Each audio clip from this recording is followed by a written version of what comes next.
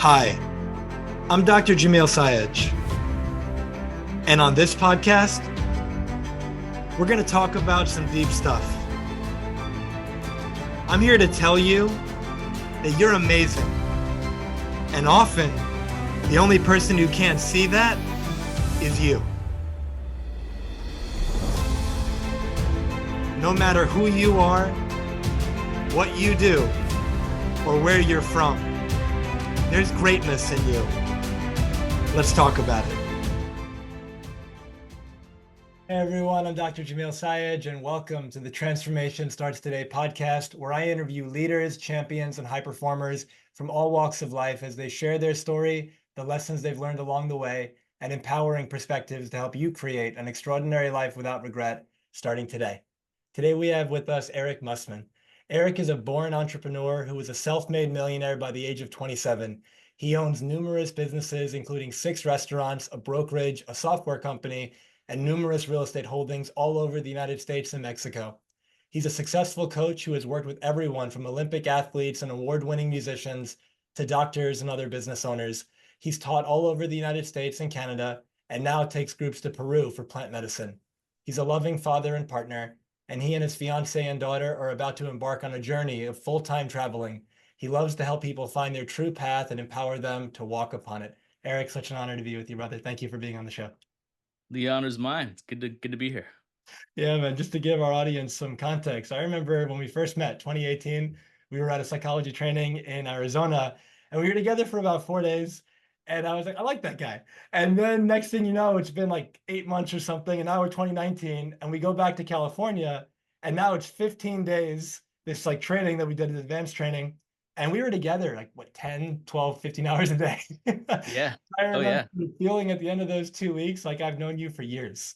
And Yeah. it such a beautiful bonding experience. And over the years, we've continued to do trainings together. We've stayed in touch. And I know there's so much value that you bring to the table, and the way you've lived your life, cultivated results for yourself, I find really inspiring. And I think what you have to share is going to help our audience so much.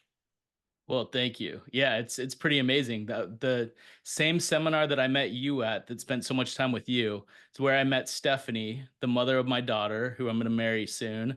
And yeah, I mean, talk about transformation and really getting to know people when you're with them 12 hours a day and eating all your meals with them and going through transformative processes with them and everything we've done. It really is a special thing.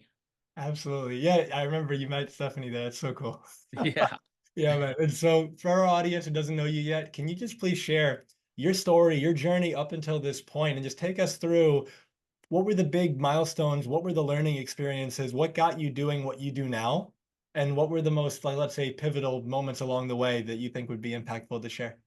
Yeah, so it's really interesting. I mean, I moved out of my house when I was 17, went to college, and I got 2 degrees in digital animation production and network engineering. Mm. And I instantly knew it wasn't what I wanted to do.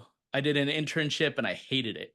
Could not imagine doing it another day, another month, much less the next 30 years of my life or however long till I retired. Yeah. So there I was, kind of with some degrees and with a big student loan and completely lost. So I moved back home to Arizona, to Tucson, and I started just, I bartended my whole way through high school or through college and worked in restaurants through high school. So I had a lot of restaurant experience, and that's kind of what I knew. So I was doing that for a while and always knew like that's not what I wanted to do long term. I didn't want to be the 60-year-old guy bartending in a college bar. I wanted to do more, but I didn't know what. So I got into a little bit of real estate stuff. My family's always been in real estate, and me and my brother bought a house at the perfect time, right before the crazy 2007, 2008 stuff. Yeah. So we had a lot of equity in our house, and I borrowed against it. And me and my brother started a restaurant. And I was 25 at the time. He was 21. And it took off. We went to Italy. We trained how to make pizzas the authentic Neapolitan way. We got certified by an organization that's affiliated with the Italian government that monitors how it's made. and we became the first certified pizzeria in Arizona and just one of a handful of the first few in the United States. So it took off and we did a second one and we got approached to do more and then we did other concepts and next thing I knew I was it's like all my goals, my dreams came true. I mean, I guess you could say I had more money than I needed. I had a successful business, but I wasn't happy. Mm, And it was really interesting. I would set goals and I would hit them and I would be just as unhappy as I was before. And it kind of made me think about, it's like every once in a while you hear about a rock star or celebrity committing suicide. And the first thing I think of when I hear that stuff is like, wow, this person had everything. They have all the money in the world, all the fame, fortune, they get to go to the nicest restaurants and get treated like a king everywhere they go. Women, whatever, it's just all at their fingertips all the time. Like they have the ideal life. How could this happen? And I started to understand because I would set these goals for myself and I would hit them. And if you set a goal and you don't hit it, you can at least blame that for your unhappiness. It's like, well, I never became a doctor, so of course I'm miserable, or I never made the money that I wanted. But when you actually set the goals and you do hit them, then it's like, all right, well, I set this goal, I hit it, and I'm still miserable. Now, like I don't know what else to do. It's like I would set financial goals and I'd hit them and I'd still be unhappy. And I would set stupid goals like I want to date a supermodel or I want to that'll make me happier if I get this car, or if I go on this trip, things like that. And just was not happy. So I was at a really dark place. I ended up going out to Peru, actually, where I take people now. I went for a month doing plant medicine, and this was before ayahuasca was mainstream and cool, and people knew what it was. It was. I just went out to the jungle, having no idea what I got myself into, mm. but willing to try anything, and it changed my entire perspective. I got really heavy into personal growth and development, did every training I could think of, did meditation retreats. I meditated in India and went to seminars and read books and did courses and MBSR with John Kabat-Zinn. And I mean, it's like you name it, I did it basically, which brought me to NLP where I met you. Yeah. And it It, became a real kind of way of life, like the self growth. That's what made me happy. That's what really helped me along this journey called life, and that it really shifted everything. I wouldn't have the relationships that I have right now with Stephanie, with my family, with my friends, if it weren't for that journey. And on that journey, I mean, I with NLP with you, I ended up becoming a trainer and teaching it around the country and in Canada and all over, teaching NLP and Huna and all these things. And it kind of gave me the motivation and the push to realize I really could do whatever I wanted. So what do I want to do? I want to be able to travel. I want to do whatever I want. That was always my thing. I just want complete freedom to not have to worry about money, to not even think about it as a concept, and to make more money when I sleep than I do when I'm awake. That was ultimately my goal. And I created that. I love that, man. Thank you so much for sharing. There's a bunch of things that you inspired that I want to share in response, and we can go back and Sure. forth on it if it makes sense for you. But thank you for sharing that. The first thing that you said in the beginning of your journey, I think you said you graduated from school, got your degree, and you instantly knew that you didn't want to do it. Yeah. Think that is so powerful because so many people that could be listening right now, either they're currently experiencing that or they did experience that in the past. Either way, when you instantly know you don't want to do something that you've worked hard for. I remember hearing a mentor tell me a story about this woman, she's Indian, and her family put so much pressure on her to go to medical school to become a doctor because that was what was expected and she had to do it. And she didn't want to do that, but she felt this obligation and terrified to disappoint her family. So she went through all of medical school, did everything, gets her degree, walks into her family's house, gives her father the diploma and says, "Here you go, Dad. That was for you. Now I'm going to go live my life." Wow. And she didn't end up being a doctor at all because she didn't want to be. But the fact that Yeah. she just spent at least 4 years of her life, if not more, coupled with whether she paid for it or loans or somebody else, like either way, money was spent to make that happen. But imagine to know I don't want to do this, but to have some story about why I have to. And the thing Yeah. is, as a invitation to everybody, what if you questioned your story? What if there was a way of you not doing the things that you don't want to do? Second, you said that at that point you felt lost and yet you acted anyway. And I love that you started this restaurant. And what I wrote here is you bet on yourself. Mm. Maybe you didn't know exactly how it was going to look. Maybe you hadn't started any restaurants before. Maybe you didn't know anybody who did it. But you said, this is exciting us. This feels meaningful. This feels like something we want to do. And you figured it out. You jumped in. You know, there's an old expression when it comes to like swimming, riding a bike. I'll use swimming. You can read all the books in the world about swimming, but once you get in the water, you're not going to know what to do once you get in the water. It'll be Yeah. very different. And so you just dove in and figured it out as you jumped in, which is so powerful and useful because a lot of us were like bench warmers in a sense. It's like you've got Sure. the game of life and you have the court, and on the court or on the field, either metaphor you want to use, that's where the players are. And when you're on the court, that's the only way you can win the game. But you could be sitting on the bench and reading all things and learning, and you think you're growing, and in a way you are, but you don't have the experience. You don't actually have any result. And you think the next book's going to do it for you because you think the answer's out there. Yeah. If we can internalize and go, no, no, what if I actually had it right now? And the best way to learn it is to do it. And you said, I had everything and I wasn't happy. And that's also something that a lot of people I've worked with have experienced, and some people listening here. You might think I have everything that the old me thought I needed to be happy, and I'm still not feeling happy. And so there's a question I wrote, this question of, is this all there is? You know, we think once I get to a certain point, I'm going to be happy.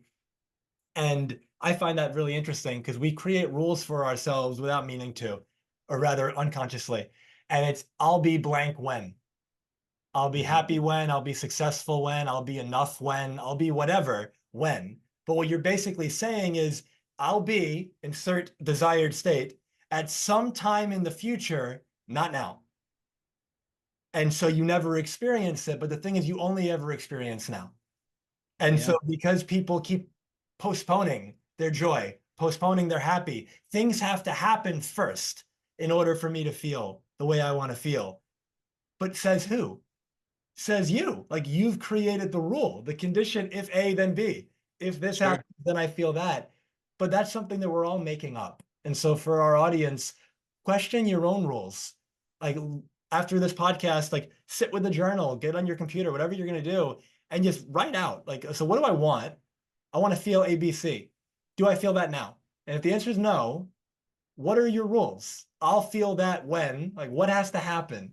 And once you get your list, you might have one thing, you might have 20 things, and you might shock yourself at how difficult you've made it to feel all the states that you want to feel. And so that thing is for you to say, I had everything, I wasn't happy, and you had the courage to live differently. And that's something that so many of us, I think we all have the ability to do it, but we don't all choose it. I think of courage in any emotional state, any quality is like a muscle. If you don't use it, you don't lose it, but it atrophies, it weakens. And so if I have like a big bicep and then I break my arm and then it goes into a cast and I don't work out for 9 months, it's not going to look the same. I'll still have a bicep, but it won't be anywhere near what it used to be. And so in that same way, some people think, I wish I could have the courage of that person.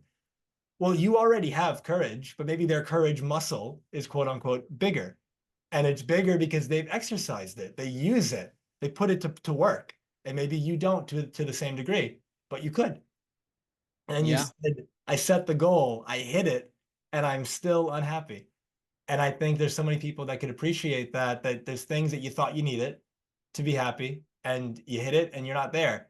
Or you don't hit it and you use that as the justification for why you don't feel the way you would like to feel, because of course I didn't get that thing and I needed that thing. But I love coming from the perspective, if something's a rule, it works for everybody. So, for example, on Earth at least, gravity appears to be a rule. If I hold up my phone, I'm not going to do this, but if I held up my phone right now for those watching on video and I just let go, it's hitting the ground. It's not going up. And how many times out of 100 could you count on that happening? It going down? 100. Because that's how it works here on Earth.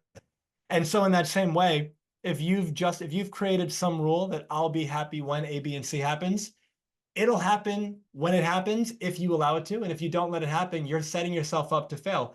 And so with that in mind, there's this outside in versus inside out perspective I think so many of us run into, where I think something out there is going to make me feel a certain way. And the thing is, nothing outside of you makes you feel anything. That's just the Sure. story that so many of us attach to. And we think so and so made me feel angry, or because the economy is a certain way, I feel this way. But not everybody feels that way. And so the same external experience circumstances happen, and the internal experience is vastly different. You could have, like, you with your partner, someone could have a business partner, a sibling, or whatever, somebody who's really close to you. You both can experience externally the same thing happens. Internally, you could have a diametrically opposed life experience of that. And it's why? Because you've got some stories going on. You've got that internal narrative that's just keeping you stuck. And the last thing that you said that I want to just comment on, I really can do whatever I want. And my invitation is, there's some people who are listening who might say, well, Aric could do that because he has the money and the businesses and all that, but I can't do that because I've got all these reasons. And so my loving question and challenge for everybody, how much longer are you going to keep holding yourself back? How much longer are you going to keep telling yourself all the stories about why you can't have the life that you say that you want? There's a perspective that I really love. Argue for your limitations and you get to keep them. Hmm. And I come from a space of encouraging everyone I work with, and now everyone I'm speaking to here, argue for your possibilities. If you argue for why you can do it, you're more likely to find a way. But if you argue for why you can't do it, it's like, I used to be a track athlete. It's like shooting yourself in the foot before the race even starts and then complaining that you lost. Yeah, you lost, but you handicapped yourself. It's not a guarantee that you win if you don't do that, but that's the only chance you have of winning. So why would you do that to yourself? Stop arguing for why you can't do it. And what if you also bought into, I really can do whatever I want? I might have to change the way I'm living. I might have to make dramatically different decisions and choices than I've been making. But what if you could buy into the belief, I'm one thought away, I'm one decision away from a completely different life? And with that, I Yeah. want to turn it back to you and see if anything there stood out to you that you wanted to Well, comment. yeah. I mean, you've said it in such a beautiful way, and there's a lot there to digest. I think what's really important though, it's like people talk about these concepts, right? I mean, there's so many books that talk about this stuff, and you can go to seminars. I mean, even from an early age, we're taught that money won't bring you happiness, but we don't believe it, right? There's all these things that you have to experience. So we can sit here on podcasts all day long and say, hey, go get your dreams and do this and do that. And people do. And at the end of the day, a lot of the times it's just in one ear and out the other. It's just knowledge that people agree to on a surface level, but don't really understand at their core. And what I think the main difference is get something experiential. For me, for instance, one of the things that I've clung to that has really helped me along the way is the understanding and the knowing that nobody knows what they're doing. All of us are just adults trying to be humans on this planet the best we can. We don't know. Yet we look at each other, especially in the days now with social media and with that, celebrities, and we look at other people and go, wow, Dr. Jamil has it figured out. Man, that guy just knows, or whoever. Pick a person, Kim Kardashian or whoever, it's like they know. And if I could just be like them, but in reality, Kim Kardashian doesn't know what the hell she's doing either. She's just doing the best she can day by day. We're all trying. We're all in the same level, we really are. And one way that I also learned that really well is if you look at the people that you do kind of put on a pedestal. Go drive wherever you are listening to this right now. Go to one of the nicest neighborhoods with the biggest houses and the richest people, in your city and just look at who's out there walking their dogs. Look at the people that live there. They're not any different than me or you. They're not better looking or more special or smarter. They're just us. It's not any different. And when you understand that, you realize, hey, it's just some ideas. It's just mindset. It's just some little things they're doing that are the difference between having the life that I have right now and having a magnificent, amazing life. And it's all right there at your fingertips. I mean, from a young age, we're taught, you can be whatever you want. You really, truly can. You have to believe it, though. You got to get through your limiting beliefs. You got to get through and there's tools for that Dr. Jamil, I'm sure, has talked about numerous times. There's lots of them out there. If you use those tools, don't just use them and then go back to your normal life. Use them and then get out there. I mean, yeah, I took risks, but to me, it was more of a risk to not take those risks, more of a risk to have a mediocre life that I hated. That's the biggest fear for me. Mm. Going out there and trying something and not achieving it doesn't hurt nearly as much as sitting in a job that I would have hated my entire life.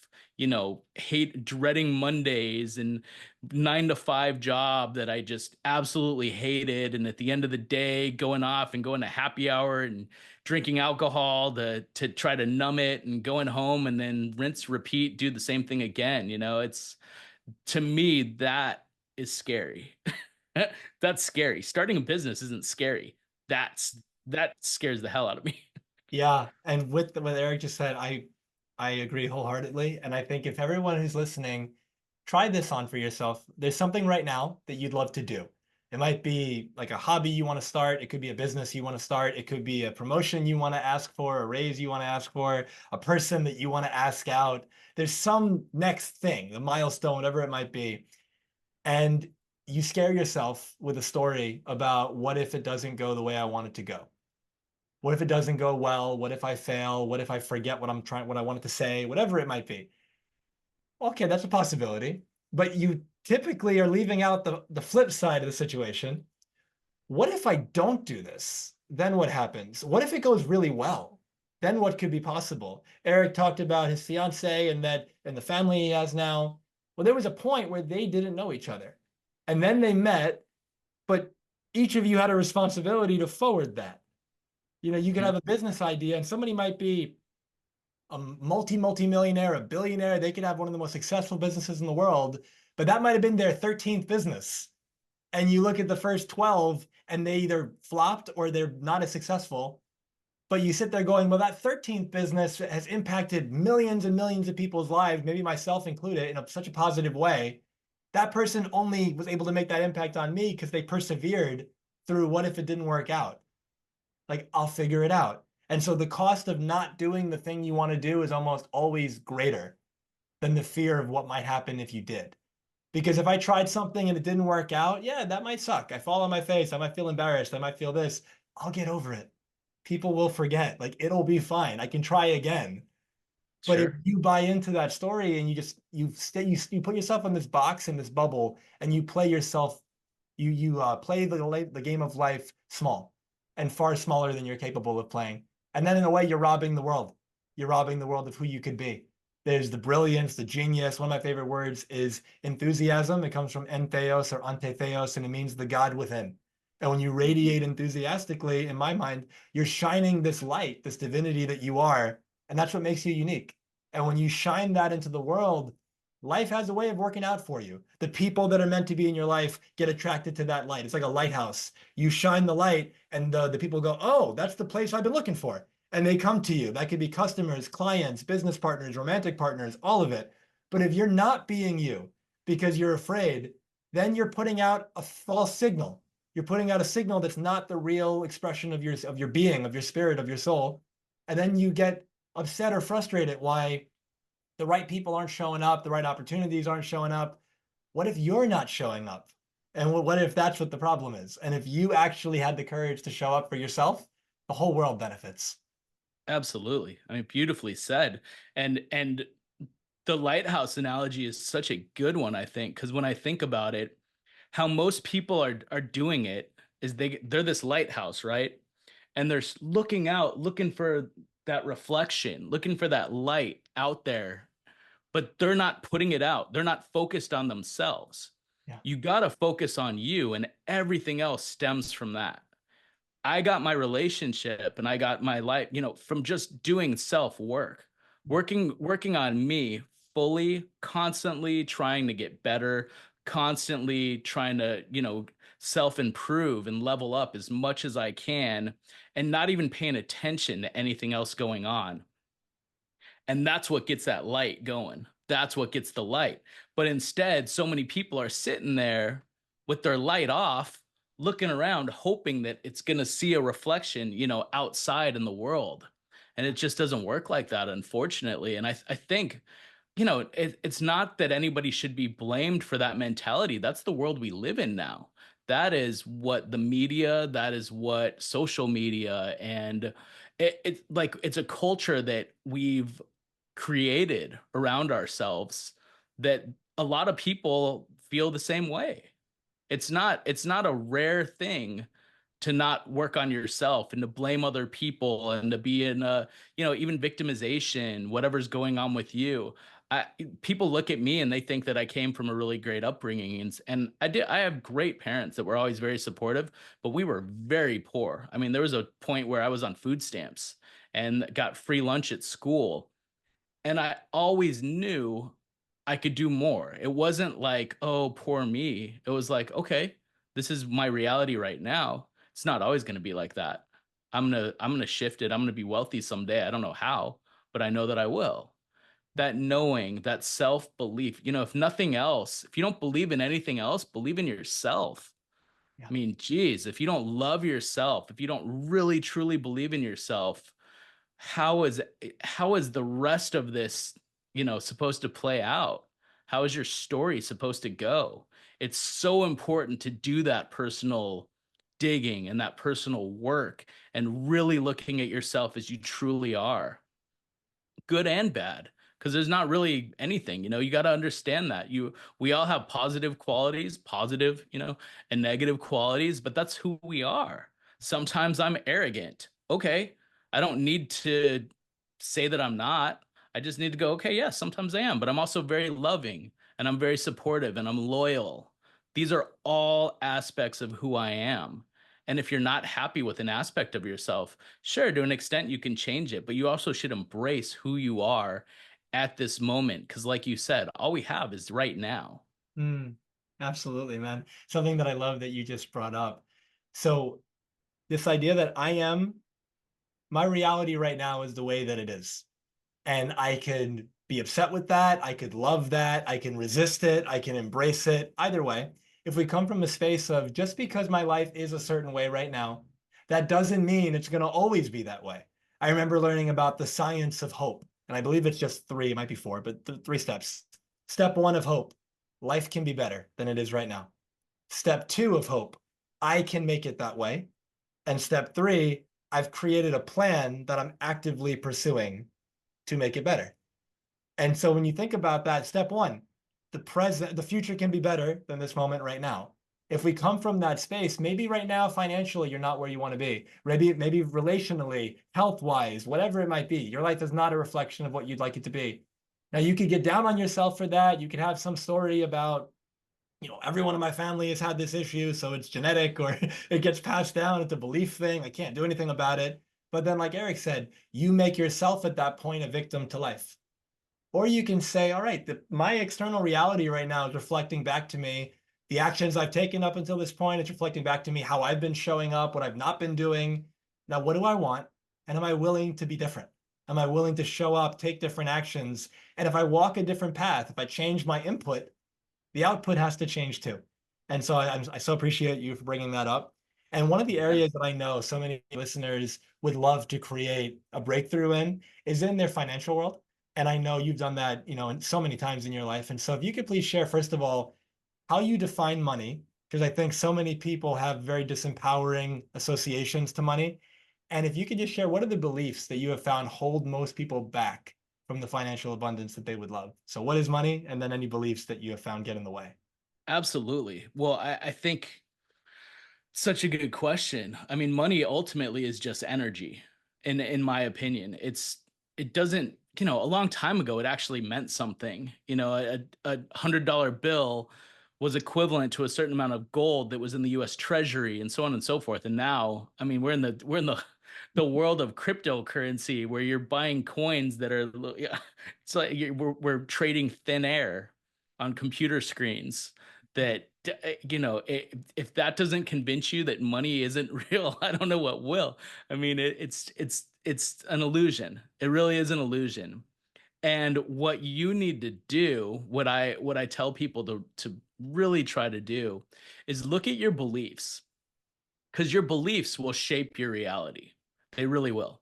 So if you're grew up, in a family that was really poor, maybe you grew up hearing things like money doesn't grow on trees, and or even rich people are evil. Look at these things that you've been taught. You have the control to change your beliefs. If you have beliefs that aren't serving you, not only do you have the right to, but you almost have the responsibility to shift those. Why would you have a belief that's not empowering to you? And you can't control where they come from. I mean, we all have had those beliefs instilled in us from a young age, whether it was through family members, through our church, through whatever was involved in your life. You have to understand that all of your beliefs you weren't born with, Mhm. right? Everything came from an external source, everything. So if that's the situation, look at those external sources, look at those beliefs, and you get to decide if those are serving you or if they're not. And you also get to, I mean, we live in such a beautiful age with technology. You can hear the beliefs of people that are successful. Like what does Elon Musk think? Whether you like Elon Musk or whether you don't like him, he's got a ton of money. So how does he view money? What does he view, the economic situation like currently? How is he seeing things when problems, if, what last week people thought the stock market was crashing? How did he respond? How did Bill Gates respond? Pick somebody. It doesn't matter who, but if you want to learn how to really look at money, why don't you look at people that have a really good relationship with it and have a good amount of it? Right? I mean, or anything. If I'm going to get relationship advice, I'm not going to go to some single guy that's never been married, that has never had a good girlfriend in his entire life. I'm going to try to find a couple that's been married 50 years and ask them for advice and get the secrets from them. And we live in a time where you can do that. So belief wise, I think it really makes sense, and it's an easy process. Just sit there and really delve in and go, what do I think about money? Honestly, like an honest look at what you think about it, because what I think about it's irrelevant. It's such a personal thing for each person. They have to look into it and go, okay, well, my grandpa always said money doesn't grow on trees. How has that impacted me? How do I think that it's difficult to make money? How do I view other people when I hear, if I heard that Dr. Jamil won the lottery, would I be happy for him? Or would I feel like, oh, that's money that's not going to me? We live in such a scarcity mindset with money a lot of times, when in reality, since it's just energy and it's this never-ending flow, there's an abundance of money. Like getting upset at somebody else for having a lot of money is like getting upset at somebody for breathing all the air. Like it's a never ending flow. So if tomorrow somebody makes $1 billion, good for them. I'm happy for them. It doesn't impact me in the slightest. That's not money they're taking away from me. That's money that's out there. Good for them. I hope I can do the same thing. And I hope you can do the same thing. And I think that that's such an important conversation to have with yourself and really look at where your beliefs are right now. I so love that. And there was a mindset that I used to have when I was in my teenage years and I worked on it in my early 20s to get rid of it.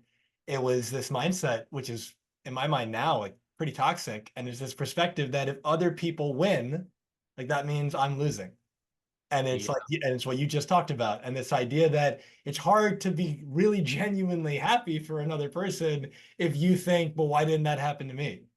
And if you make it about you, it's almost like by you, in a way, demonizing whatever's happening in good in that person's life, you're also pushing that away from you because you're saying, oh, that person, they got A, B, and C, money, promotion, amazing career, great partner, whatever it might be. They got that. And then you try to minimize it to make yourself feel better. But what you end up doing is if I make that person bad and wrong for, let's say, making all this money, then don't be surprised when I have a hard time making a lot of money Sure. because I'm making money evil. I'm making money bad. And I'm not going to want to be that myself. And so Right. a short and really effective yet fun exercise for everyone listening to try on. I'm going to give you 3 sentences. And all I want you to do is first thing that comes to mind, finish the sentence for me. Sentence one, money is. Second question, rich people are. Third question, rich people are. Mm. And I want you to just sit with what came up for you. And if anything came up that was negative, disempowering, judgmental in a negative sense, those judgments are holding you back. It's got nothing to do with anybody else because it's just your perception. But your Sure. perception has got the biggest influence over you. And so Yeah.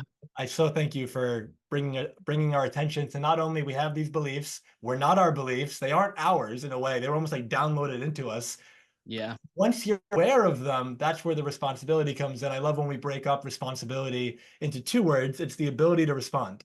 So if I don't like the way my life is right now, the moment I'm aware, oh, I have this belief about this situation. My friend just got some award. I'm actually feeling jealous. I'm not feeling really too happy for him. What's that about? What's the underlying thing there? Well, I thought I needed that. Okay, what if you got it? Like, what would that have proved? Well, that I mattered, that I was good enough. And Hmm. now you're seeing the underlying situation going on that it's got nothing to do with your friend succeeding. It has to do with your lack of belief, let's say, in your own worth. And so Yeah. when we recognize there's always something deeper going on, once you're aware of it, you can change it and then you can create the empowering beliefs. Because like Aric said, once you're aware there's unserving beliefs present, why would you keep those? Yeah. Yeah. It's all it's fake. I mean, it's a facade. You see so many people get outraged because Bill Gates has a big net worth or, whoever. And it's like, okay, really ask yourself if tomorrow Bill Gates lost everything and declared bankruptcy, how would that impact you? It wouldn't affect you in the slightest. Whether he takes all of his money tomorrow and puts it on one hand of blackjack in Vegas and wins and becomes the wealthiest person ever in the history of the world, or whether he loses that hand, loses everything, and ends up having to pick up a job at McDonald's, it doesn't impact you whatsoever. Why all these things that people get hung up on, all these things that people get upset about, it really is. It's like you said it. It's almost like it's just a symptom of something else, Yeah, right? I'm reminded of this podcast I heard recently where the speaker said the average person now, we get more stimulus from our devices and all these things. We get more stimulus than the average person in the 1400s got in their entire life. Oh yeah. And so you sit there and you think, okay, if it was the year, I'll start present day. You've got the news going, you've got your YouTube feed, you've got Twitter, X, so you've got all these different things. And because of that, you know how much money Bill Gates has, or you know this, you know that, things that you'd never know. And because you know it, you compare, you judge, you do all these things. But now let's imagine it's the 1400s and you didn't know anything beyond your village Mhm. and you just had something that you really were excited to do in the world and you wanted to make something happen, whether locally or whatever, however broad you wanted to make it. You just spent all your time doing that, focused on you. You focused on the actions you could take and what you could control. And you didn't think about somebody across the world and what they had because you didn't even know they existed. Mhm. But by focusing on you, you created the highest likelihood that you'd actually pull it off. So how much time are we wasting by being in comparison mode? How much time are we wasting by thinking about these are all the things that this person has that I don't? This is all the reasons why my life is so like unfortunate and all the problems that I have. I'm not trying to downsize the fact that people have challenges and you might have been dealt a really difficult hand, metaphorically, in life. At the same time, we all have that responsibility to play the hand that we've got to the best of our ability. We all have that responsibility. Like Aric said, I think of it as if I've got, let's say, limiting beliefs that are sabotaging my success and holding me back, where'd I get those from? Let's say I got it from parents or I got it from family in the greater sense. If I don't do anything about it and then I have a kid, guess what happens to those beliefs? I'm going to pass those kids on to I'm going to pass those beliefs on to my kids. And so, Yeah. and so with that in mind, what if there's the old expression, the buck stops here? What if I said, I'm going to get clear on any of these things holding me back and fix it. So every person in my life now that I interact with at a deep level and every person that I'm going to meet going forward is going to be impacted by a better version of me, a more positive version of me, a more successful version of me. And there's a ripple effect where when you work on you, everyone that meets you is getting that upgraded version of you. So you impact them by your very presence alone. And so there's people that have impacted you, our listener, to such a deep level, and you don't even know, they don't even know they impacted you Yeah. because it was just how they were showing up. But they only showed up that way because either somebody impacted them or the beliefs that they'd worked through, where they got in their life, etc. But it really could start right now. Like there's an old expression, you can't go back and write a new beginning, but you can start where you're at and change the ending. And that to me is so empowering. Like you always have the ability right now. You don't like your life, you can do something about it. Won't say I'm not saying Sure. it's easy, but it's simple.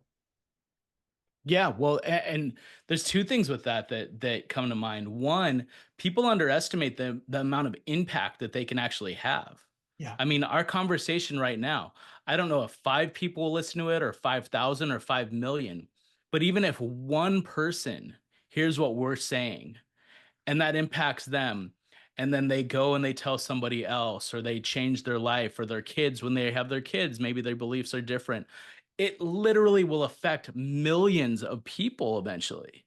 Yeah. I mean, it's massively huge. People don't understand the scale at how things move and how energy moves like that. That when you do have a concept, when you do have an idea and a belief shift, it impacts more people than you'll ever know. Mm, It's massively, massively huge. yeah. And then the second thing that came to mind, I'm drawing a blank with where I was going with that. It'll But come back. the um the second thing, what was the second thing? Oh, it was so good too. It'll Well, come back. But one it'll thing come. Yeah. while it's coming back, one thing that comes to mind to play with what Aric just talked about, and this is for our listeners too, but I'm going to use Aric and I's conversation as an example. So here we are, we're having this conversation. Maybe only 3 people listen for whatever the reason. Now, of those 3 people, one of them is a parent and they have a child who's 4 years old. And they decide to completely shift their own internal beliefs and values and all these things and change the way they're showing up. They instill those new values, beliefs like confidence, self esteem, all these things into this child. That child grows up, becomes, let's say, a president or something like huge in the world that's impacting millions of people. And that happened because Aric and I decided to have a podcast conversation. Totally. And it's like, it's so beautiful. And it just goes to show every moment can be extraordinary. Like, I love one of my mentors, Sadhguru, he's a yogi, and he says, people think it's all about being superhuman, but it's not. It's about knowing that being human is super. Yeah. And it's this idea that what if Love there it. are no ordinary moments? What if every moment is an opportunity for magic? What if every moment is an opportunity for the miraculous? What if you don't understand yet the ripple of impact that you're going to have just by showing up, just by like shining that light? The right people will see it. And that's something that I trust inherently with every one of these episodes, that whether it's one person or whether it's a million or more, the people that need to see this right now will see it. And Yep. whoever needs to see it later, they'll see it later. Absolutely. And the second thing that came to mind is so many people that I coach think that, they'll have a decision. Should I move to New York? What if I move to New York and I hate it? What if I do this? What if I do that? Everything they have it. It's like it's etched in stone. If you Yeah. move to New York and you hate it, you can leave. you can go do something else. If you go to a job that you don't like and you don't like it, you can switch it. You have the ability, but we have such this I don't know why. We have such a permanent kind of fixation in our minds that it's like, well, if I go there and it's awful, then that just, it's like, so what? So leave, do something else. Just like reading a book. If I start reading a book and I don't like it, I stop. I don't have to read the whole thing. I can put it back on the shelf or give it away or throw it away or whatever. But people have such a permanent kind of outlook with that. Yeah. And yeah, it is important, even if that person we're talking about, even if that person listening doesn't become president, even if they just work at a bank, the amount of people that they'll come in contact with, the people that you talk to, your friends, your family, it's such an important thing to work on yourself. And ultimately, in my opinion, that's really all there is. It's so funny because for the longest time, I was going to seminars where they would talk about, you got to find your purpose. What's your you need to live your purpose and follow your path. And it's like I dug into it. I did all kinds of stuff. It's like, oh, I beat myself up saying that I wasn't living my purpose. And I went to Peru, and it was in an ayahuasca ceremony where I asked, I was connected in, and I said, what is my purpose? Please help me. And the medicine almost kind of laughed at me because it's like, what do you mean? This is your purpose. You're living your purpose. You don't have a choice. Your purpose in this life is to be Aric Mussman. Your purpose is to be Dr. Jamil. Like you're doing it. Whatever you do, you're living your path. That is your path to be a human being, to go, and you can't mess it up. And when you have that understanding that no matter what you do, it's the right thing. You're doing it. And if you need to shift, do something else. But there's nothing you need to achieve. Even if the rest of your life you just sit on the couch and listen to podcasts and watch TV, you've done it. You've completed it. There's nothing you need to achieve. There's nothing you need to do. There's nothing you need to gain. You have already done it. And with that knowledge and with that understanding, everything else is just bonus. Yeah. Yeah, a few things that come up. The first thing about decisions, I've seen that as well with people that I've been helping over the years. And we have this like permanence mindset, and just opening yourself up to what sounds like common sense, you could always make another decision. And if you don't like something, you can change it. And the people that I've told that to, that again, you might be listening to this going, of course. And yet there you are in your life, completely oblivious to that in the moment, and just freaking yourself out that if I do this choice and I don't like it, the world's over. But you could always choose again. And Yeah. and the second thing is what you were just talking about, your purpose. I think it's an interesting conversation because so many people, they feel lost, like you said earlier in your own story. I know I've had moments in my life of feeling that. And the question of what is my purpose? It's almost like, but what's my purpose? Can somebody tell me? Can you let me know? Like, what am I supposed to be doing? And the challenge with that is you're looking outside of you for the instructions that are only within you. Mm-hmm. So if we could say, rather than I'm trying to find my purpose, which kind of makes this, in my mind, this assumption that it's already out there and you're looking for it, you got to discover it. What if you create it? Like meaning, like using Aric's example, your purpose is to be Bob. Your purpose is to be Mary. Your purpose is to be, Ray. And at the same time, there's also something that's coming through you that feels like, I would love to create this. This feels exciting. It could be a business. It could be a travel thing. It could be a relationship. It could be a YouTube channel. It could be an art thing that you want to do. But there's something like speaks to your spirit. It lights you up. And there's other things that don't. What if we play in the possibility, the things that don't excite you, that don't light you up, it does nothing for you emotionally? What if that just wasn't for you? At least right now, if it could change. But what if there's something right now that's just pulling you and it's exciting you? What if that's part of your purpose and that's why it's exciting you? What if you could decide what your purpose was? What if you could say, you know what, this is the impact that I would love to make on my family. That's my purpose right now. Or on my company or my community, my neighborhood. This could be the purpose that I want to make globally, depending on the size of a vision that you might have. But if we switch from finding it, discovering it as if it's out there, to creating it through an intentional choice based on what feels good to you, what feels in alignment, what feels exciting, that's when you just bring out the best of who you are. And again, that's where, in my experience, that's where the true magic shows up. Yeah. Well, and the I think the importance of knowing that you don't have to do anything and it's bonus. Yeah. If you want to do a podcast, do it. Great. It's fun now. It's not, I have to do this or my life isn't complete and I failed. It's like, hey, it's fun now. Because, I mean, think about it. I was just watching the Olympics. The Olympics just ended. My brother's actually out there in Paris. Oh, wow. And I was watching, and I've coached Olympic athletes before. And I was thinking about it the other day. And it's like, for so long, that has been these people's purpose, right? I mean, imagine if you're a distance runner, or if you're a high jumper, or if you're a swimmer or whatever, your entire life is dedicated to this. And that is what you view as your purpose. Okay, so then say you achieve it and you just won a gold medal. Great. You're 24 years old, though. You achieved your purpose. You peaked as far as that goes. Now what? I mean, if that was it, do you just die? I mean, it's like you completed your path, you did everything.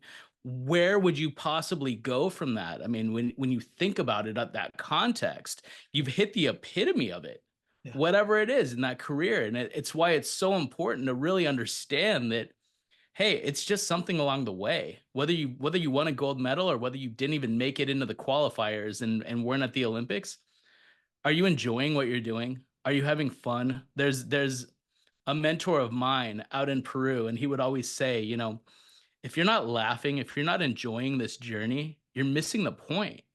Yeah. It's supposed to be fun.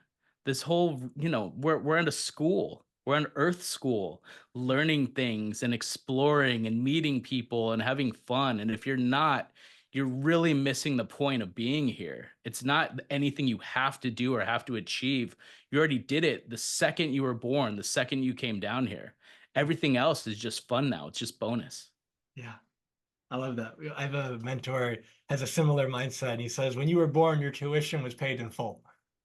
Yeah. Yeah. It's that same kind of mindset. And I love the image that you painted for us of the Olympic athlete, let's say 24 years old, gold medal. And if we took it up a notch, like world record. So it's like fastest or strongest or whatever in the ever. So now it's like you've been training your whole life to be number one. You were, or in this moment, let's say you are, and you've performed better than anyone ever has. Beautiful. But then again, what's next? And that idea that it's almost rather than one purpose, what if you broke it up into it's almost, however many purposes you want. It's like this is my purpose for the week. This is my purpose for that athlete from like 4 years old to 24. This is my purpose. But it won't be the same purpose when you're 47.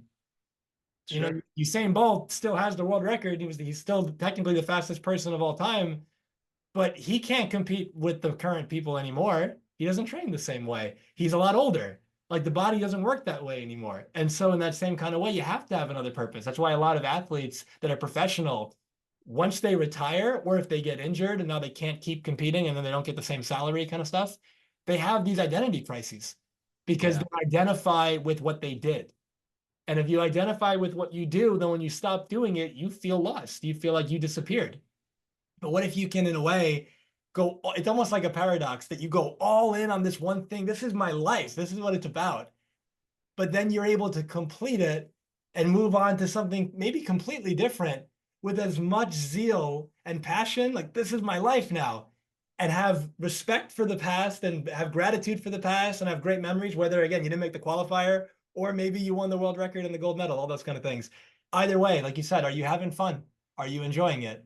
And that inspires me to ask you this question of if I were to chunk up, using NLP terminology, just kind of make it more big picture for everybody. Let's say joy, excitement, these could be, depending on how you define it, like divisions of freedom. So how would you define freedom for yourself? Like, what does freedom mean? Ooh. To me, freedom is ultimately just being able to do whatever I want, whenever I want, with no other exterior factors being a thing, right? So if I want to jump on a plane right now and go to Portugal, I can. I don't have to worry about a job and letting them know that I can't make it. I don't need to worry about the money. I don't need to worry about any circumstances outside of myself. Yeah. That to me is complete freedom, to just be able to do anything I want at the drop of a hat, or to just lay in bed. If I want to just lay in bed the rest of the day and watch Netflix, cool, that's freedom, right? It's a choice. Not having to be anywhere, not having to do anything, just getting to make whatever decision I want at any given time. To me, that's freedom. Yeah. And one thing I love about that that I think will likely trigger some people who are listening based on what you shared, and I want to speak to what might be happening in somebody's mind. Somebody might hear that and say, well, that would be nice, but like I can't do that. And again, story, like they've got some story there. Yeah, why not? But yeah, why not? But here's something that everyone can play with. So what if we first switched our language? Because I have these declarations that I create for myself every day, and it's creating who I choose to be in the world. And all my clients, I take them through a process of, in a way, dismantling an old identity and creating a new one and having these empowering beliefs that feel aligned. And one of mine, which again, this is a choice, this is a possibility, this is not some only I have this. It's I am free from have to, supposed to, need to, must do, and should do. I choose to or I don't. Mhm. And the reason is because have to, supposed to, need to, must do, and should do are all made up. They're all stories. And so you could say, well, no, I have to go to work tomorrow. And I would say, no, you choose to go to work because you don't want to lose your job. You know, and you can use that argument for anything. And so that Sure. idea that if it's a choice, what if you chose 1% more freedom today? Maybe you've got, for whatever the reason, you've got some evidence to suggest that you can't do everything that, let's say, Aric just talked about. But maybe you could say, what if I was 1% more free today with how I interacted with people? What if I was 1% more free with what I chose to do based on, oh, that could be cool. Instead of holding myself back, actually go do it. You know, what if I was 5% more free with my willingness to take a risk? You know, it's Sure. pretty amazing if you play in the world of freedom being a choice, freedom because everyone is listening to this, you know, and this is what I'm about to say is more from theory than from any direct experience. But what I've heard, people who are in like North Korea who escape. If you're listening to this podcast, you're not in that situation. And so from that space, there is freedom that you have, and likely freedom that you're having that you're not stepping into, you're not tapping it, you're not accessing into that freedom because you've got a story of limitation. I have a guy he was on the podcast maybe a couple of months back, and it was this beautiful line where he said, "Free." I might paraphrase him, but something like, "Possibility. You're born into possibility. Limitation is created." So you're born into possibility. You're born into freedom. Limitation is created by you. It's created by the stories either that you adopt from the outside and accept, or it's created by the stories you tell yourself. But Yeah. I often come from a space of nobody's born with the mindset, I don't matter and I'm not good enough. Nobody's born with I don't have what it takes. Like that's not a thing. That kind of fear is learned. And when Yeah. we can unlearn it, so much magic is created in our lives. Well, yeah, and I mean ultimately it's on a spectrum, right? Freedom, you try to have as much as you can. I try to have as much as I can. I don't, so sure, maybe you hear, well, I couldn't jump on a plane right now and fly to Portugal. Okay. Are you doing things that are getting you closer to that though? Is that something that could be a reality in 6 months? Or in 30 days or in a year? What are you doing? It's not black and white. It's Yeah. not, well, I could never have that. That's not reality. That's not true. You could have that. You absolutely could have that. Even if that's not in your reality today, based on your current situation or what you believe, fine. What are you doing that gets you closer to that? Because ultimately, I'm not free to do I can't go build a spaceship and go to Mars right now. That would be complete freedom, right? That's not in my reality at this moment. Yet, if that's what I wanted to do, I could do things that would put me on that path. Yeah. I have choices that I can make at any given time that get me closer to that. So, my definition of freedom might be different than somebody else's definition of freedom. The question is, are you doing things that are getting you more to that way, or are you just turning off the, flipping it off like a switch and being like, nope, I could never do that. I couldn't have that. Yeah. Nope, I could. Yeah, Aric can do that. Dr. Jamil could do that. I could never do that. Okay, well then that ends the conversation. Where do you go from there? Yeah, it reminds me of this idea of somebody might say, well, no, I can't go to, this goes to what you said. I can't go to Portugal like, this weekend. Okay, maybe right now, it's not in the person's study. Could you do an Airbnb down the street or like one town over that you've always wanted to visit? Even if that was too much. Could you have a picnic? Could you find some grass somewhere and just like sit and just enjoy the sunshine and just take in the moment? It's like there's always something you can do. And it's not about like the scale of it. It's just building the internal habit, the beingness. And you're saying, I could make a choice and follow through with that choice and create a certain experience for myself. And what inspired that was I wanted to. Sure. And that's it. And the moment you prove to yourself, I can do it in this area, then you realize it's the same choice at different scales, at different levels. And so if I want to be the guy, like you said, who has a spaceship and builds it and goes to Mars, that might be from most people's vantage point, like the quintessential freedom, let's say. And some people would hate that, but with that in mind, that's the quintessential freedom in this example. But the same freedom, I'm going to go outside and get some sunshine right now, it's the same choice. Sure. And so it's like, what if you just built the muscle up, practice it? I'm Yeah. going to do something Put in today. those reps. Want to put in the reps. That's it. And so Put with in that, those reps and ultimately ask yourself, if I asked you if you could fly to Portugal right now and you said no, why not? Why not? Ask that, because you probably could. I would bet you could. yeah, And anybody who says they couldn't, I would argue that. Why? Why? Well, I don't have a passport. Okay, well, you could get a passport. I know places that will give you an emergency passport in 24 hours. yeah. You probably didn't even know that, but now you do. And if you dug into it, you would have found that out. Well, but I don't have the money to fly. Maybe you have a friend who's a flight attendant who can give you a buddy pass, or maybe you show up at standby. Who knows, right? You got to leave room for the magic. Maybe Yeah. you go to the airport and just say, hey, I want to go. And then some guy overhears you and says, hey, I would love to pay for your ticket. Who knows what will happen? Yeah. It's just getting out of your mind, getting out of the what you think you know, Yeah. right? The things that we think we're so sure of and that we know so well, and not being open-minded to magic and the possibility. That is a horrible thing, because when we're little, that's how we are. Look at kids, look at toddlers. The world is fun and it's an experience and everything is exciting and everything is possible. And then somewhere along the lines of growing up, we get beaten down to not believing things are possible anymore, to not imagining, to not using that thing that's inside of us and that creativity and that joy and love. It goes away. And if we can get that back, everything would change. Everything would change. Yeah. I love that so much. And as an invitation for people, Aric said, if you can get that back, and what I'd like you to all internalize is what if it never went anywhere, but what you're getting back is the awareness that it's there.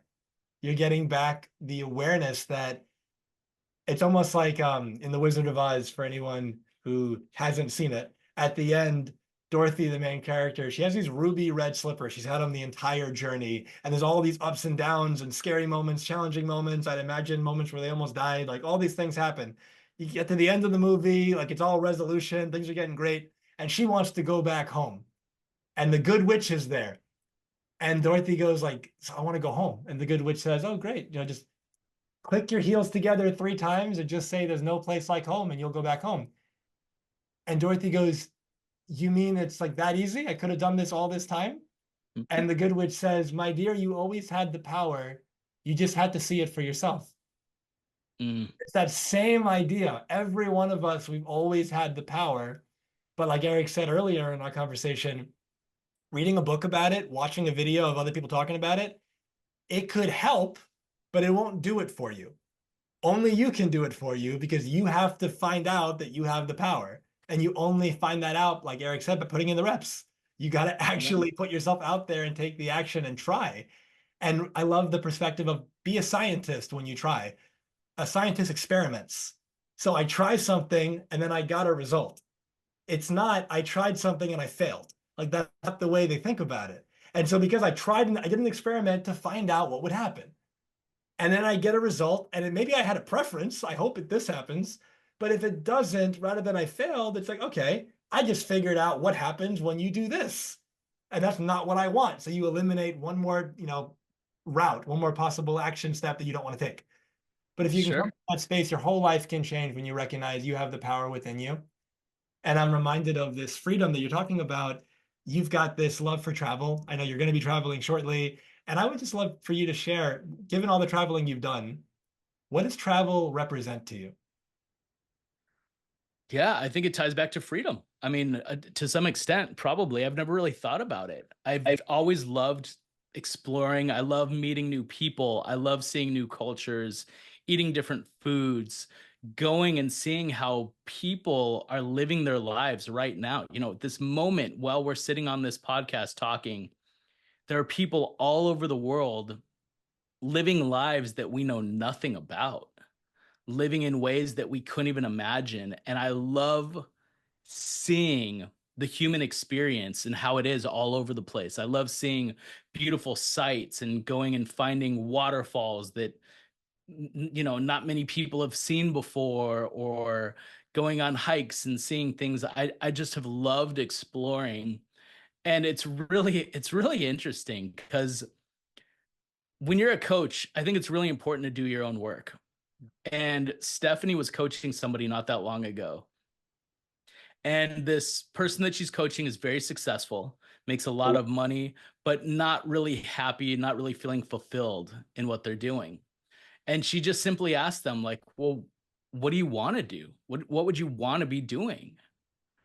And it's such a simple question. I mean, again, a lot of this goes to simplicity, but that's where the power is, I think, a lot of the time. I think we overcomplicate things so much. And even just what we were talking about, so much of this path is about unlearning than learning new things. It's stripping away all this extra stuff. But she asked them, what do you actually want to be doing? And I took a step back and I said, man, when's the last time I asked myself that? Like, am I doing what I really want to be doing? If I could do anything, which I can, what do I want to do? And my answer was travel. And I said, okay, well, we've been traveling, but we had a daughter. I have a 10-month-old daughter, 11-month-old now. She's gonna be a year next month. And that kind of held us back a little bit. I mean, not too much. She's already been on 12 flights, I think, and in 4 different states or 5 different states. We've still been traveling a fair amount. But ultimately, that's what I love doing, and that's what Stephanie loves doing: traveling, taking pictures, exploring the world. And it really kind of hit me for a second, man, if I'm going to tell other people to do this and to really follow that intuition and follow what they love, I got to do it. So almost instantly, we put a plan together. We started packing up our house. I gave away tons of things, decluttered things that I've been hanging on to for decades, and we're gonna start traveling full time. We're gonna rent out our house. We're gonna sell our car, and we're just gonna go out and explore. And people ask me, how long will you go for? I have no clue. Maybe 3 months, maybe 3 years, maybe 30 years. Just depends. Whenever I want to shift, whenever I want to do something different, and Stephanie wants to do something different, we will. But we're gonna go. And the other question, it's like, well, where are you gonna go? I don't know. We're looking at Southeast Asia, we're looking at South America. We'll go somewhere, and if it's great and we love it, we'll stay there. And if not, we'll move. We'll go somewhere else. It's not that big of a deal. We make things such a big deal. But the importance is following that and actually doing what we want to do. Because even if it only lasts 3 months, and then I come back and I go, okay, well, that was an adventure, but I hated traveling full time and I wanted to shift it. At least I took the step. At least we did that. At least we created that in our lives. And I know whatever does come after that is going to be easier. It's putting in those reps, it's doing the things that will impact your life and other lives positively and changing, constantly just leveling up. And that's the thing I need to do to level up next. So that's what we're doing. I so love that. And kudos to you. Massive acknowledgement for just walking your talk and practicing what you preach. And what you shared inspired a question that I want our audience to just be with. And this is just a powerful question. How am I making, in this moment, how am I making a big deal out of something relatively small? Yeah, Yeah. and I use relatively as a qualifier in the grand scheme of your life. Is whatever you're freaking out now about actually that big of a deal that 1, 5, 10 years now it'll be as meaningful as it is in this moment? And the answer is almost always no. So if you say that, Yeah. how am I making a big deal out of something relatively small? And if you Well, give and yourself that, yeah.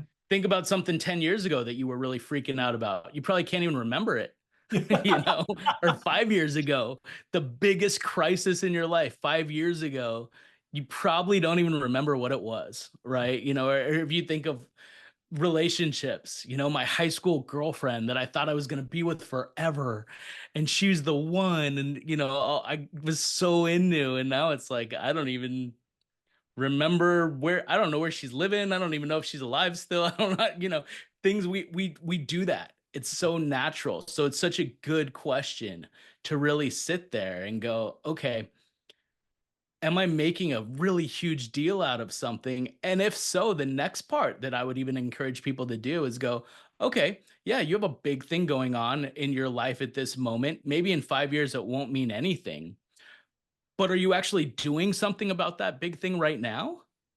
Or are you just sitting there dwelling on it and obsessing over it? Or are you actually doing something? Maybe it's your weight. You're unhappy with how your body looks. Great. Are you just sitting around dwelling about how unhappy you are? Are you going to the gym? Are you trying to eat right? Are you doing something about it? Because otherwise, you might as well just stop worrying about it. If you're Yeah, not going to make an action on it, if you're not going to do something, you might as well not drive yourself crazy. Just accept it. Just go, hey, that's where I'm at. I'm just going to be this overweight guy who eats Twinkies on the couch. Cool. Great. Be okay with that then. something that comes to mind with what you just shared is like, somebody could say, I have a big thing in my life right now. And we could come back with, okay, are you doing anything right now that 5 years from now will take this big thing and make it a small thing? Or in 5 years, based on what you're doing now, will it still be a big thing? And that just right there will let you know. It's like you'll have like one of these like Ebenezer Scrooge moments from the Christmas Carol where you'll see your future based on Yeah. your current way of living, and you'll go, "Oh my gosh!" Like it'll happen in a second. You'll just see it, and it's the way I'm doing this. Nothing's going to change. Are you Yeah. okay with that? And like Aric said, if the answer is yes, beautiful. You're free to live the life that you want. We're talking about freedom. You can do anything you want. But will that fulfill you? Will that make you happy? Is that actually the life that you're wanting to live? And when you realize it's not, if you realize it's not, rather, then right now you can make that different decision.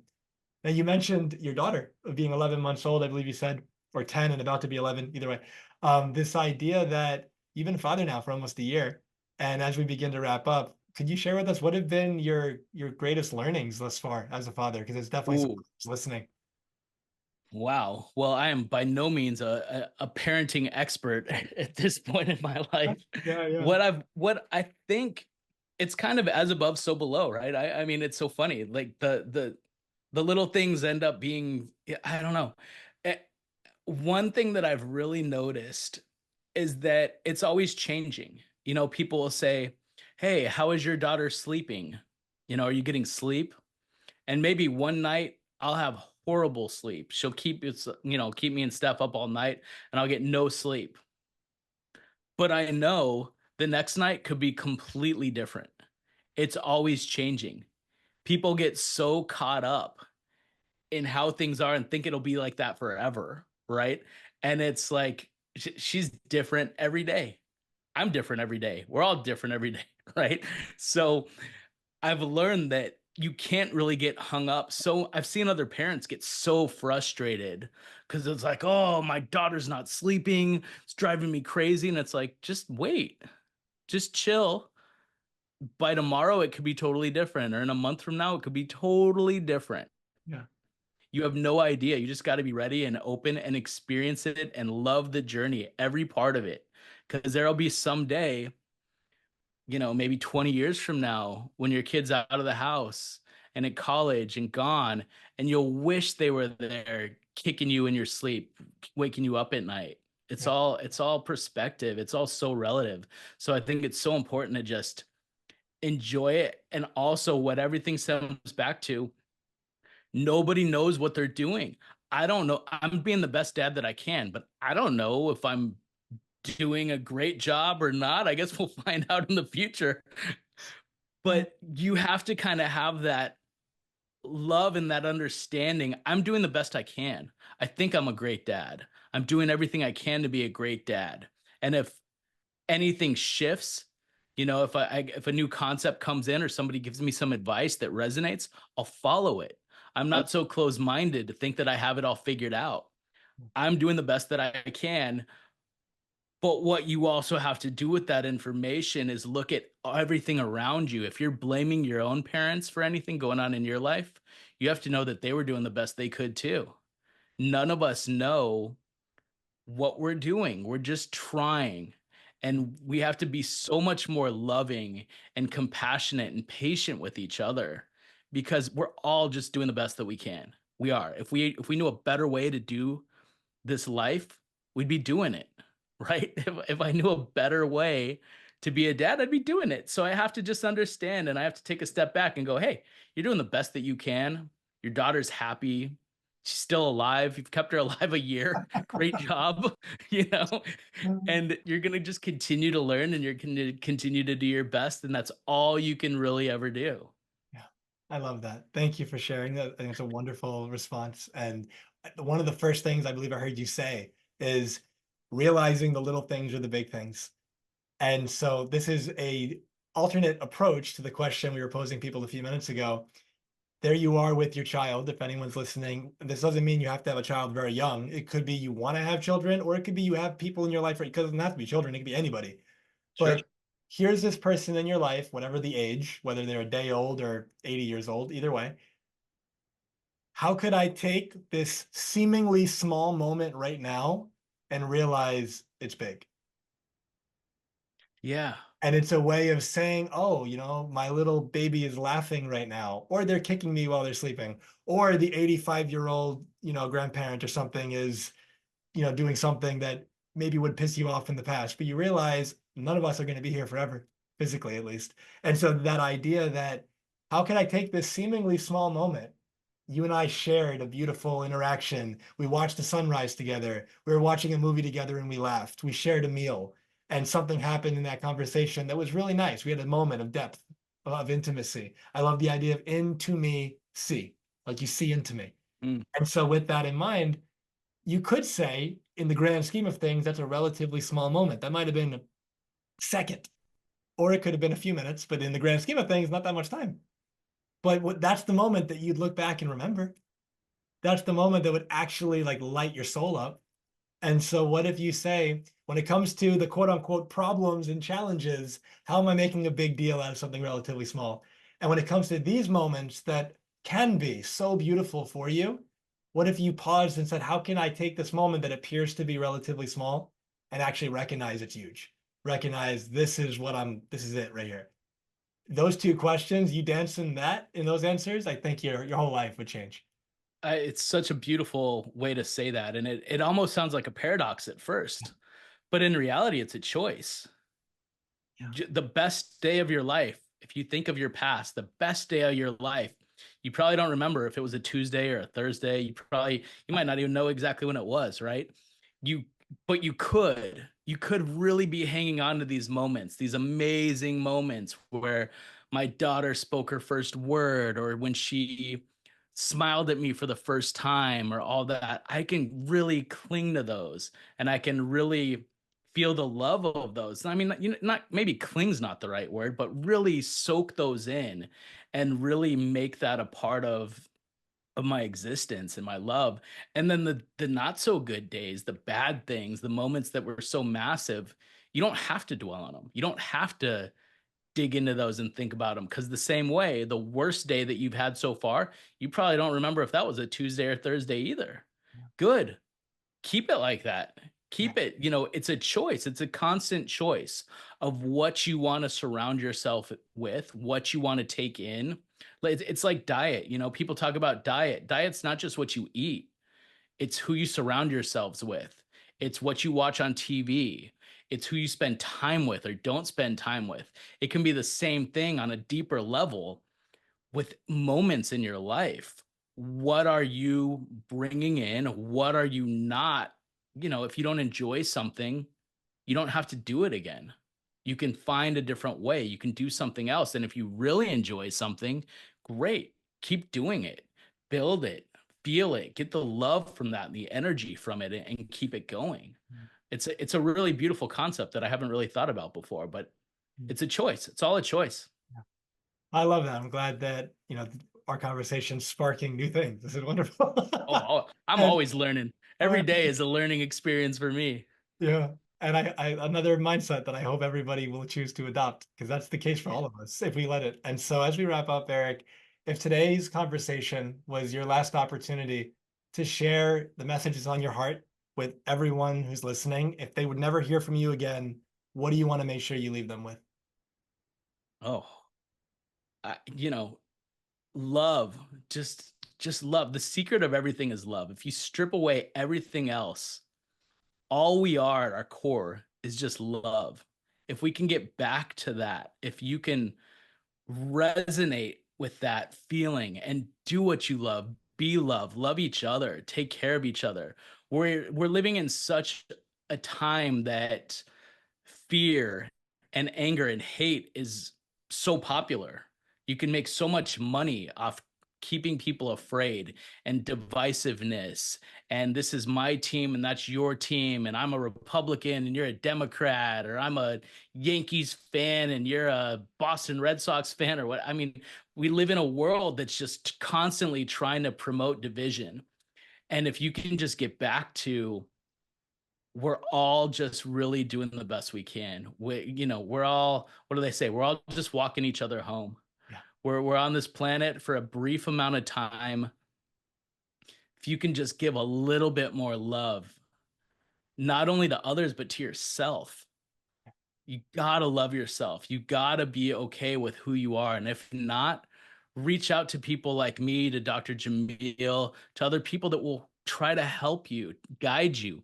We can't make you love yourself. I can't give you a magic pill, but hearing different perspectives, hearing a different way to see the world might really shift that. And if you do love yourself more, then that will shift other things as well. It's like a domino effect. So, understanding, compassion, realizing that we're all really just doing the best we can. And the flip side of that is we're doing the best we can, and we should always want to do better if we can, right? There's an NLP presupposition that's we're all doing the best we can with the resources that we have available. And that's true. We are. We're doing the best that we can with what our resources are. And at the same time, we should all be trying to get more resources. Yeah. That's not the ending. It's not, well, I'm doing the best I can. Great. But you can do better. Try better. Do a little bit. And these little incremental things are so important. If you just read 10 pages a day, you'll read an entire book every month. That's 12 books a year. I mean, it's such a small thing. When you think about reading 10 pages, it's nothing. Yeah. But that alone has changed my life because I've read so much more books because of it. Little things end up being big things later. So I guess my message is just, really understand everybody is doing their best. Be forgiving to each other. Be forgiving to yourself first and foremost. And if you can just kind of move closer to that each day, then you can change your entire life very, very quickly. Beautiful. Thank you so much for that. And I'm reminded of this perspective, be the change you want to see in the world. And so a closing challenge that I have for everyone listening, two parts to this exercise. And I just made this up, which is, it feels really cool. The first Good. one is finish this sentence with as many words as come to mind. our world needs more. And right, whatever comes down, I might say love, kindness, authenticity. I might say people living their passion. Like I might do, forgiveness. I can say all these different things. Part two, practice being those in your day-to-day life. Because are you being your list? Like the world needs it, but everyone's quick to say what the world needs, but they're not doing it. Yeah. And so if you could step into that just by you acknowledging the world needs more A, B, and C, and then you choosing to be it by you've just made it where the world has more of it because you're And being it'll shift everything. shifts You'll see everything. more of it. Yep. Energetically, you'll connect with more of it. You'll Yeah. create more of it. Yeah. It all starts from that. Yeah. And Beautiful. we talked earlier about that ripple of impact as well. Everyone that you interact with while you're being those things, it's in a way, it's almost like love is infectious, kindness is infectious, happiness is infectious, excitement, enthusiasm, infectious. When people are around that, they liven up. And then when that happens, you just spread it. That's what we want to spread. And so when we Yeah. come from that space, everything changes. And so, Aric, how can our listeners, if anybody wants to work with you, go on one of those plant medicine journeys with you, do anything that you're doing in the world right now, what's the best way to contact you? And if there's anything that you're offering that you'd like to share, this is a beautiful opportunity to do that. Sure. Yeah. I'm actually not even taking clients right now because I'm about to embark on this journey. If anybody wants to follow us along, we have an Instagram that we're going to be posting and showing our trials and tribulations and beautiful places and stuff along the way of me and Stephanie and Nicole traveling around the world. Mhm. That's complete trips on Instagram. Just one word, complete trips. You can find me on Facebook. You can find me on Instagram. And seriously, if there's anything that I can do to help anybody, I always will. So if somebody's listening to this and there's something that they want some more information on or they want to delve a little bit deeper, reach out to me. I'm not going to charge you. I'm not taking clients or anything like that, but I always try to keep some time to help anybody that I can. And if you're interested in plant medicine, we can go on a whole nother rant about ayahuasca and talk about plant medicine and what happens in the jungle. If you're interested in that at all, to go with us, we take groups, or even interested to go just in general and want more information, reach out. Our website is Light in the Jungle, and we also have Light in the Jungle on Instagram. We're on Facebook, all that stuff. Light in the Jungle is the organization that we do, and we take trips out to Peru once a year for not just ayahuasca, but plant medicine, holistic healing, plant diets, really good healthy food, and just kind of a disconnect, if nothing else. 2 weeks without your phone, without technology, without anything, which alone is so healing. So anybody who's interested, please reach out anytime. And just to clarify, is that lightinthejungle.com or what is it? Yeah, lightinthejungle.com. Yep. Perfect. Yeah, I wrote that down. I'm going to make sure I have everything in the show notes. So thank you so much for sharing that. And as we wrap up, I would love to just thank everyone for listening, for your time, your attention, your energy, being here.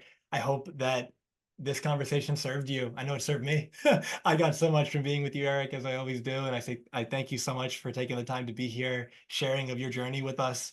And if our listeners have enjoyed this, if you can please leave a review, leave a comment, whether it's a Spotify, whether it's YouTube comment, whether it's Apple Podcast, wherever you're listening to it, helps the algorithm have more people find us, and it helps more people get exposed to conversations like this. And we said earlier, one person could hear this and the ripple effect can impact the entire world. And so what if the person you're going to share this with is that person? What if you're that person? You can go back and you can listen to this again and you'll get more from it the second time through because you're not the same person you were at the beginning that you are right now. And so thank you again so much for being here. Aric, anything you'd like to say before we wrap up? No, it's been a pleasure as always. We love you. We appreciate you. And yeah, to anybody out there, think about if you can help promote these messages, if you can help get this podcast out there, think about what that does energetically. That's going to help you in return. It's going to come back to you tenfold.